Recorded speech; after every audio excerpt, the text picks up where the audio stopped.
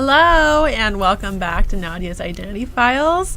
I have Becca with me now, Becca Fellman. Thank you so much for being here. Thank you for having me. And oh my God, you have a birthday tomorrow. Actually, it's on Thursday. What? Oh, is it tomorrow? No, it's okay. It's on Thursday. Okay. You were one day off. That's fine. I was one day off. She has a birthday on Thursday. I'm trying to, age her. Yeah. Yeah. And you're turning 10? Mm-hmm. Yeah.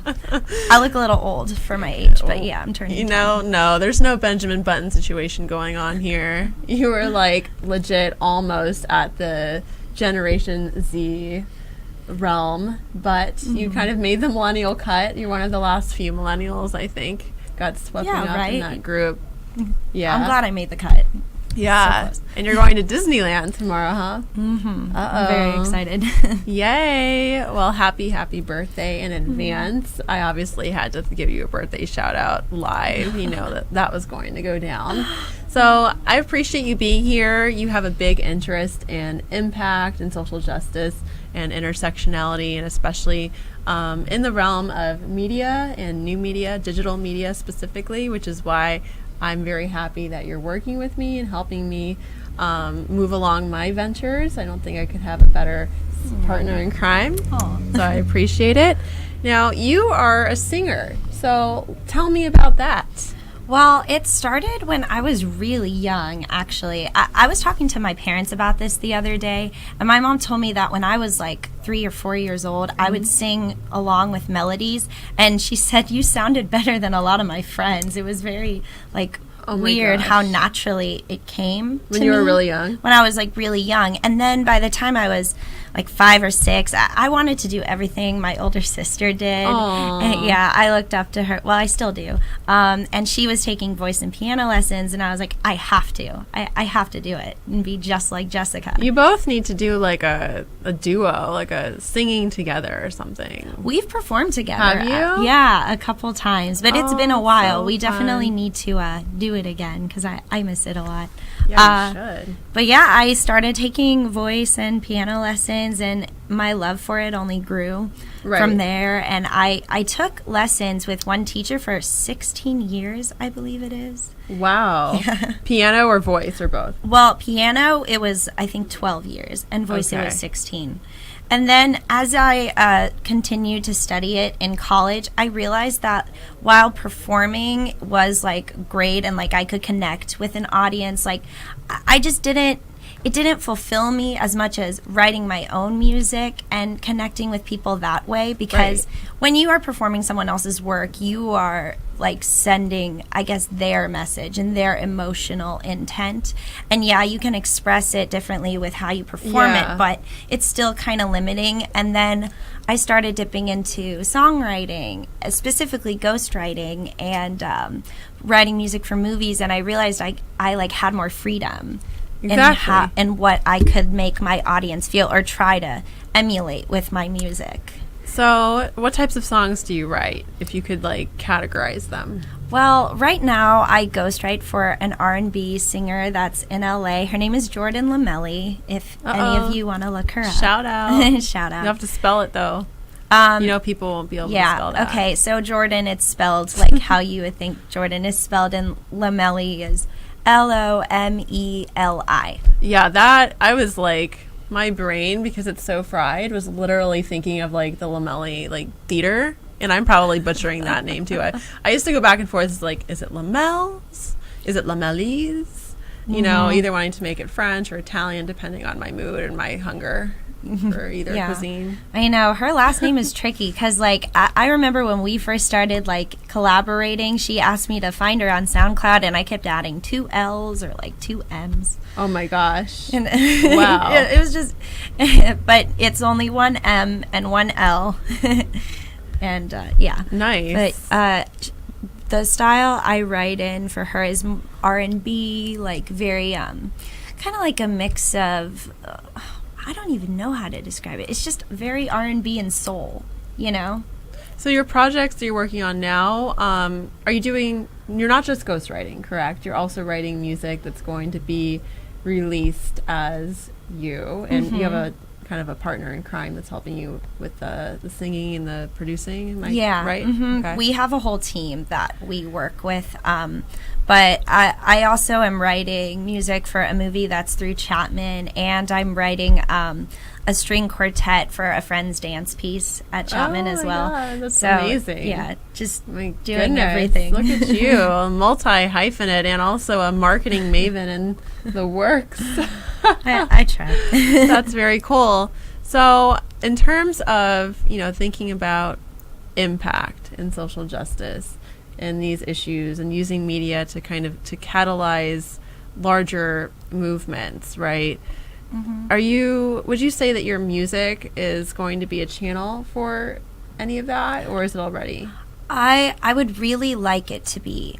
I've only started ghostwriting and composing for the past 2 years, and I think I'm still in the process of getting comfortable with translating my emotion and my message in the music. But I just think about Beyonce as an inspiration for emulating social justice in her music, because her most recent album, Lemonade, it was supposed to be an inspirational album and digital. Well, it was a digital album because there was a movie in it, and it was meant to be for Black women. And I just thought that was so amazing, because I don't really see any other artist utilizing intersectional feminism in their work. But for a long time, Beyonce had to kind of hold back and play by the rules and establish a platform and an audience. Yeah. And then when she had that strong following, she really started to say everything that was on her mind and everything that she wanted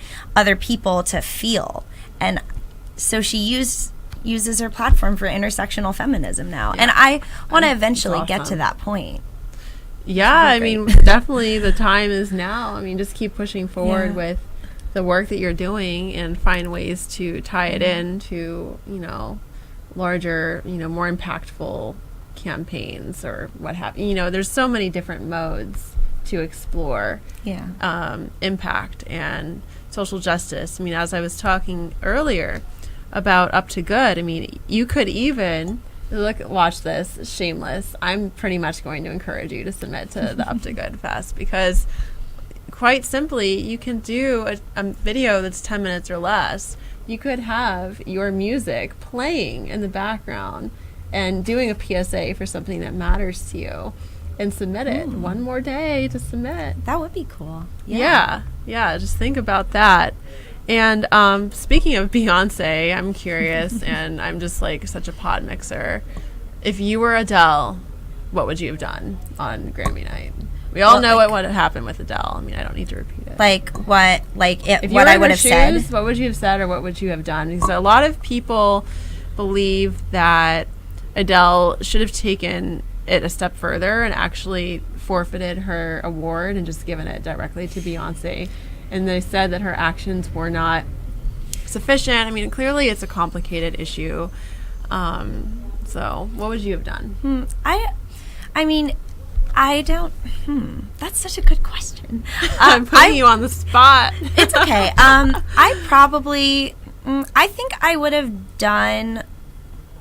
I think I would have forfeited the award, actually. She's taking the PC route. No, I would have, because, I've never seen any other work of art or music like Lemonade. Yeah.